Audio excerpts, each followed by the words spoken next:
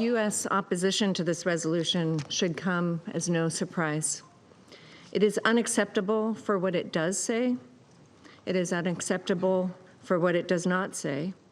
And it is unacceptable for the manner in which it has been advanced.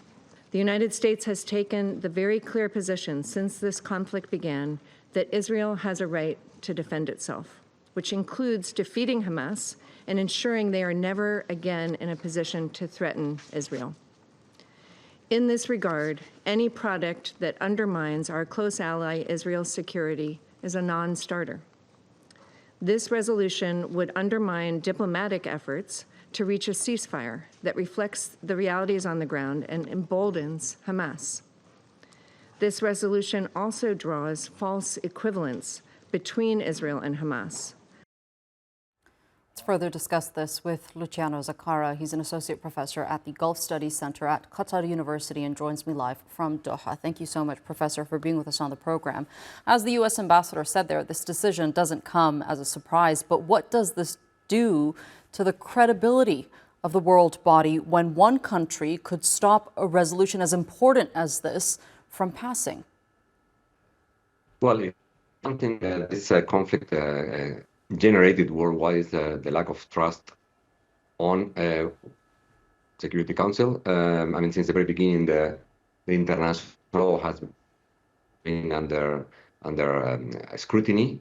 We saw, or we realized, that the international law is only used to defend some countries and not the rest of the world. I think it's not a surprise at all that the United States veto is the fourth time that they do it along this war.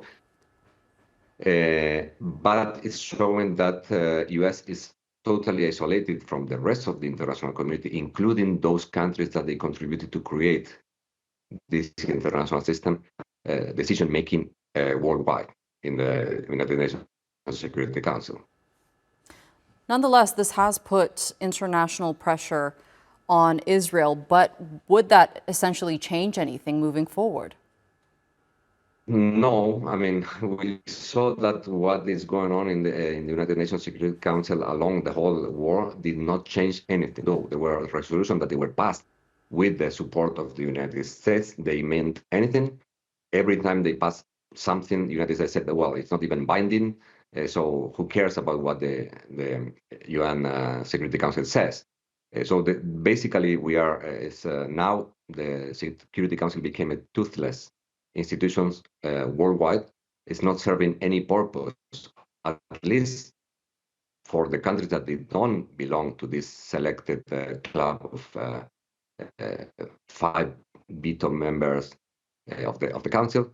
It's showing that again that the United States can do whatever they want because they only can make things to change is the United States. And the other thing that is showing is very clear, even though there were signals that Trump was not very happy with how Netanyahu was behaving, there were some signals showing that United States interests are first before Israel.